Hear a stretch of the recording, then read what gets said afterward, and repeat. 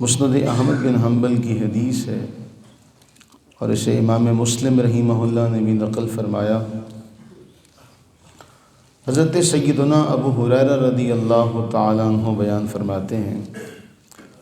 کہ رسول اللہ صلی اللہ علیہ وآلہ وبارک وسلم نے ارشاد فرمایا، تفتح ابواب الجنہ فی کل اثنین و خمیس، کہ ہر پیر اور جمعرات کے دن اللہ تعالیٰ کی طرف سے جنت کے دروازے کھولے جاتے ہیں، ہر پیر اور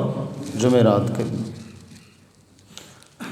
وَتُعْرَضُ الْأَعْمَالُ فِي كُلِّ اثْنَيْنِ وَخَمِيسٍ، اسی طرح اللہ تعالیٰ کے حضور پیر اور جمعرات کو بندوں کے اعمال پیش کیے جاتے ہیں۔ یعنی ایک تو ہے اللہ تعالیٰ ہر وقت سمیع و بصیر ہے،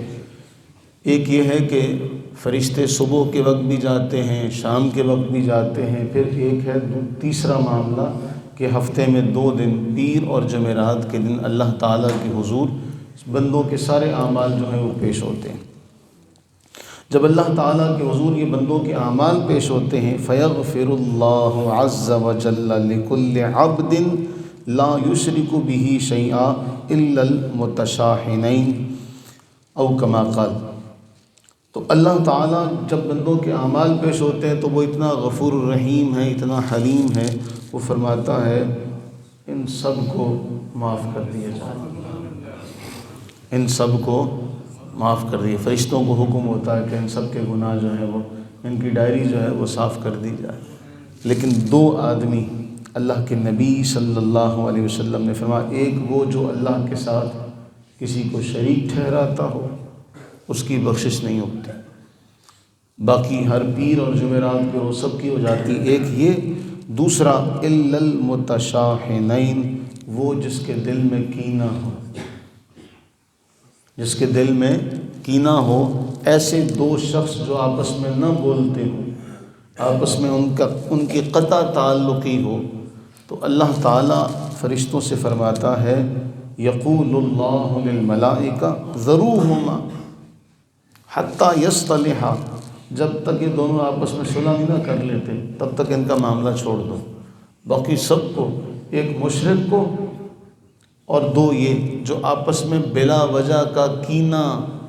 بلا وجہ کا بغض، بلا وجہ کا بائیکاٹ آپس میں کیا ہو، ان کے علاوہ اللہ تعالیٰ کی طرف سے حکم ہوتا سب کو معاف کر دیا جائے، اور یہ اگر صلح کر لیں دونوں تو اللہ کی طرف سے حکم ہوتا ہے ان کو بھی بخش دیا جائے۔ تو اب اس میں ترغیب کیا دلائی گئی؟ ترغیب یہ دلائی گئی کہ ایک شرک نہ کرنا۔ قرآن میں اللہ نے واضح طور پر فرمایا کہ ان الشرک لظلم عظیم، ان اللہ لا یغفر ان یشرک بہ ویغفر ما دون ذلک لمن یشاء، کہ اللہ تعالیٰ شرک کو معاف نہیں فرمائے گا، باقی اس کے علاوہ جس کو چاہے گا معاف کر دے گا۔ دوسرا، آپس کا جو بغض اور کینہ ہے، بلا وجہ کی قطع تعلقی ہے، اللہ تعالی ہمیں اس سے محفوظ فرمائے۔ اور قرآن نے ایمان والوں کو ایک حکم دیا، کیا حکم دیا؟ کہ ایمان والے آپس میں بھائی بھائی ہیں، جب ان کے درمیان کوئی معاملہ ایسا ہو تو ان کے درمیان صلح کروایا کرو، فاصلحوا بینہما۔ تو اگر کہیں آپ کو موقع ملے 2 روٹھے ہوئوں میں صلح کروانے کا، 2 بچھڑے ہوئوں کو ملانے کا، تو اللہ سے یہ دعا کیا کریں کہ اللہ تعالیٰ یہ توفیق عطا فرمائے۔ یہ کام آپ سے لے لے کہ آپ 2 روٹھے ہوئوں میں، 2 بگڑے ہوئوں میں، 2 بغض رکھے ہوئے لوگوں میں بغض اور کینہ دور کرنے کا سبب اور ذریعہ بن سکیں، ان کے درمیان صلح کا ذریعہ بن سکیں۔ اور پھر انہیں یہ بتائیں، جب آپ انہیں یہ کہیں گے کہ نہ تیری بخشش ہو رہی ہے نہ تیری ہو رہی ہے، جب تک تم دونوں آپس میں ایک دوسرے کو معاف نہیں نہ کر دو گے تب تک اللہ کی طرف سے بھی معافی نہیں ہوگی۔ یہ تو ترغیب دلائی جا رہی ہے، یہ تو اللہ کی طرف سے تعلیم دی جا رہی ہے کہ بھئی جب تک تم آپس میں صلح نہیں کرو گے اللہ بھی تمہیں معاف نہیں کرے گا۔ اللہ سے دعا فرمائیں کہ اللہ تعالیٰ اپنے غفور الرحیم ہونے کا صدقہ